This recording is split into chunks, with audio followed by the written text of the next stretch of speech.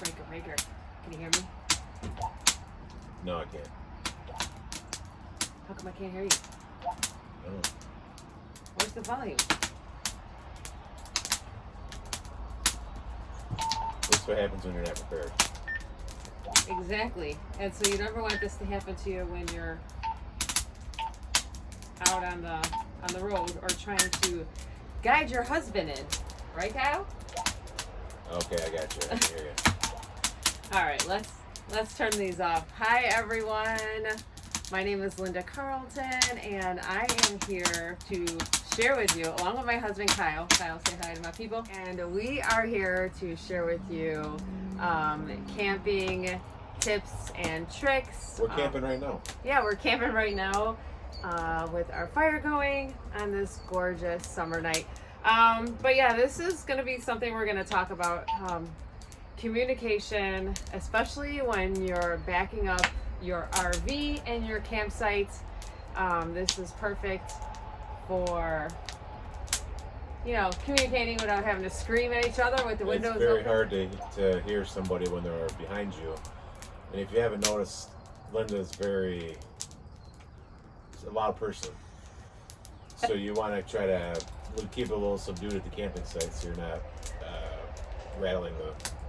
get the neighbors all riled up. Right, because everyone, they go camping to basically recharge the battery for relaxation and for some, outdoor activities. And they don't want to hear the neighbors yelling at each other trying to back up the camper.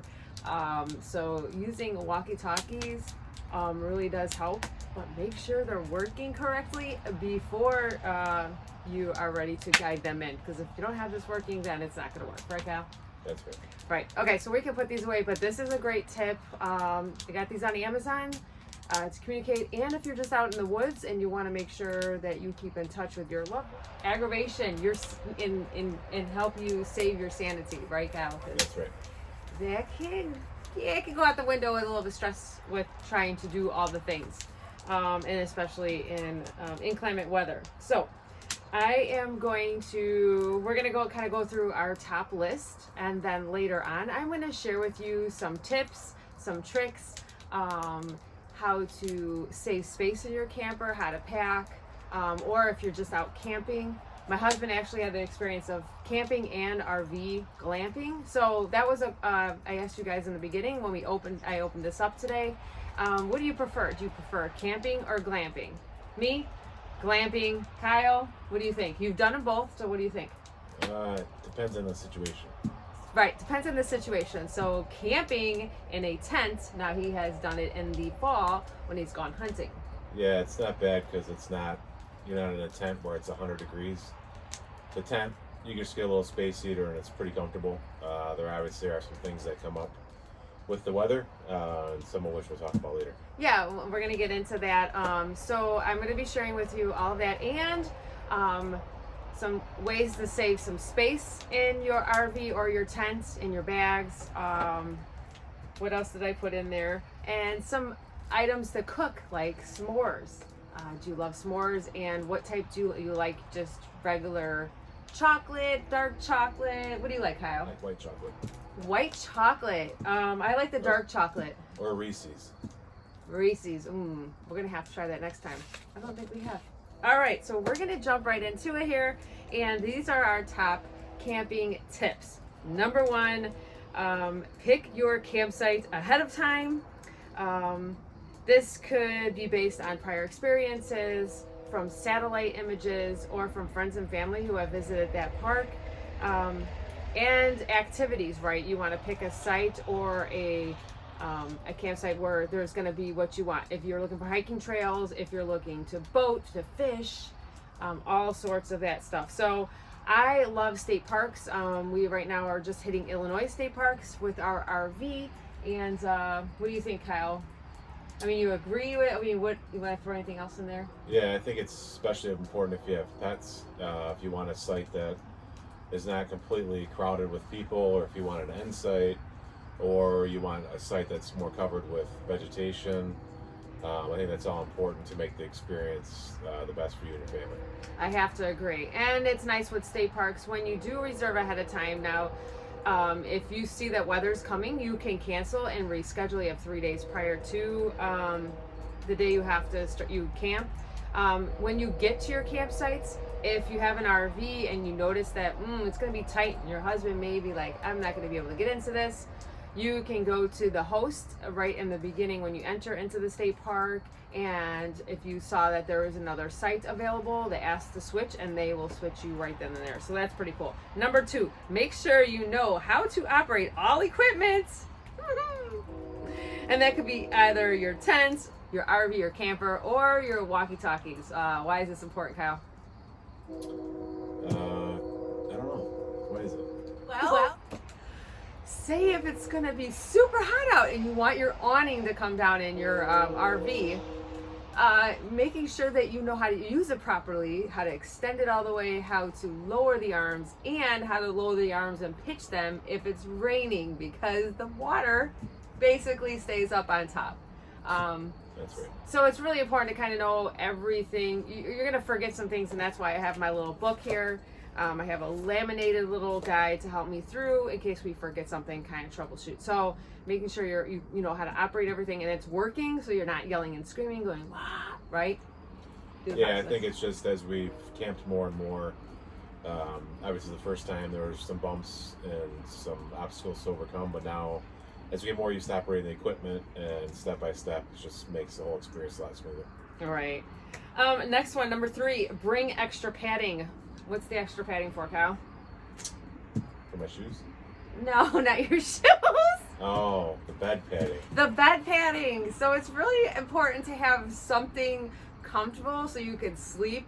I mean, you're not going to have the best sleep. Maybe some people do get the best sleep when they're sleeping on the wilderness or outdoors. But usually it's kind of uncomfortable because we're not used to sleeping on the ground. So if you're tent camping, what do you prefer, Kyle? I would say for sure get some sort of cot set up. So you're off the ground, you're not directly, in contact with the ground. You may be on gravel, there's a lot of different variables where the cot kind of takes all that out of the equation. Right. And maybe a blow-up mattress, but again, you want to be off the ground, preferably if you know that you're going to have some kind of inclement weather or wintertime, right? It's not fun when you're hunting in November. Yeah, the ground's frozen. The ground's frozen, and so you'll wake up. Same thing with your RV campers. So they just put like your basic run-of-the-mill type of mattress in there. So getting that extra memory foam in there, like a gel foam. There's bamboo. There's some really good ones out there that you can find on Amazon just to give you a little bit more cushion. Otherwise, it feels like you basically are just sleeping on wood. Yeah, I mean, especially going from your 12 to 16 inch mattress at home to just a couple inches, it definitely makes a difference on your hips and your knees and maybe I'm just getting old. I don't know.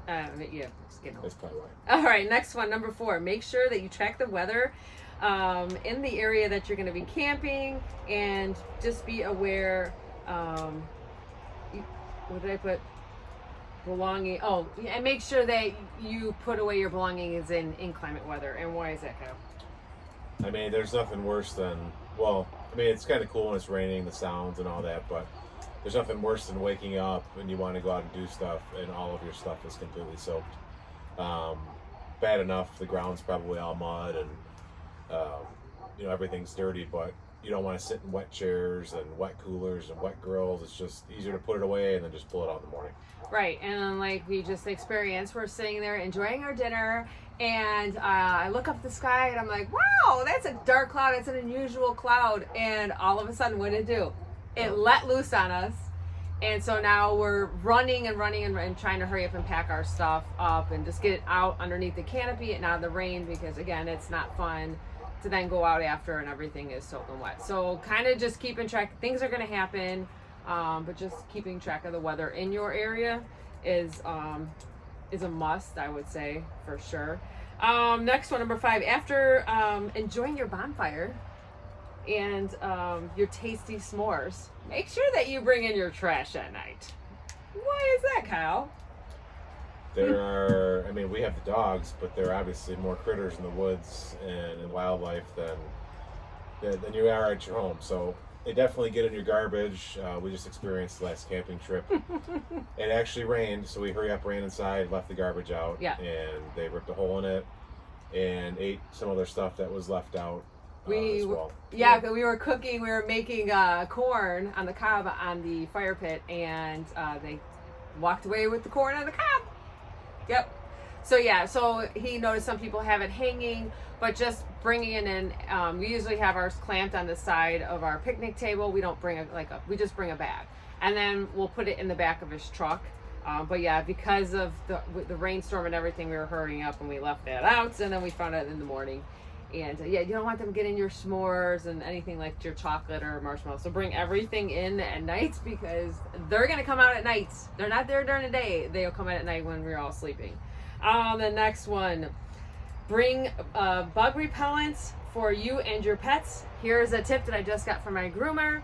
She said get some essential peppermint oil and put it on their collars, and it'll ward off mosquitoes and ticks. Ticks are super bad right now. Every park that we've been to, we have encountered a tick. I actually had one on my neck. I was kind of sitting there on the banquette, scraping at it. I was just like picking. I thought it was like, I don't know, like I just had crumbs, and I picked it off, and it was actually a tick. So yeah, peppermint oil is great.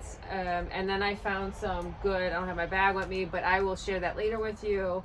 A good bug repellent, all natural one with essential oil, peppermints. We love the lemongrass. And it's safe to spray on your pets as well. So that's a plus for me. It's not fun, right, Kyle? It was like screaming for Kyle, like, help! The dog and the dogs had a tick on it. Yeah, it seems like lately we've been coming home with another family member. Yeah, where they're supposed to be. And me personally, I like the dry sprays. I don't like my arms and my legs feeling really greasy or wet. So that's my preference. Yeah, his preference. I want something all natural that's not going to be harmful to me or my pets or the environment. So I will share one that I love. So, and then number 7, bring along, what did I bring? Bring along, what did I put down? Bring along, what? I can't even read what I wrote here because it's trying to get dark, and I'm sorry. Bring along items that will, will help your experience, or what that you will make your experience more enjoyable while you're camping. So maybe a rocking chair or something, right? Bring items that will make your camping experience more comfortable. Yeah, I mean, you definitely want to have the full camping experience of being outside and being out of the norm and experiencing the wilderness, but you definitely want the comforts too of your home, so it makes it, that much better experience just altogether. You don't want to be uncomfortable the entire time. No, yeah, that's true. Like, we noticed last weekend it was super, super hot, muggy. It was super muggy, so we are going to invest in a battery operated fan for outside, just to help with the bugs and for the dogs to keep them cool, because it was quite hot and humid. So maybe little fans, maybe fans with spritz water. Again, it depends on the season that you're going out. In the wintertime or hunting, Kyle prefers maybe those hot packs to put in your gloves, right, or your shoes. Yeah, and a little Mr. Heater or Mr. Buddy. Right, a Mr. Right. Just gotta be careful with those too, because what will happen? They'll freeze up, and then you'll wake up with icicles. But yeah, and the same thing with the tent camping. Kyle experienced one year sleeping on the ground, and water got into the tent because it stormed, and then it was super cold. It dropped down into the 50s. So yeah, staying off the ground if you can. And you can find a lot of these items like on Amazon, Walmart, whatever, inexpensive. But that's it. That's our top picks right now for camping. And then I'm going to share in the next few posts and reels from other campers, their tips and tricks that I found helpful and useful along the way, things that you can make, how to pack things and stuff like that. So thank you all for joining us, myself and my husband Kyle, and our pups here. We have Vern, and then Dexter is off camera.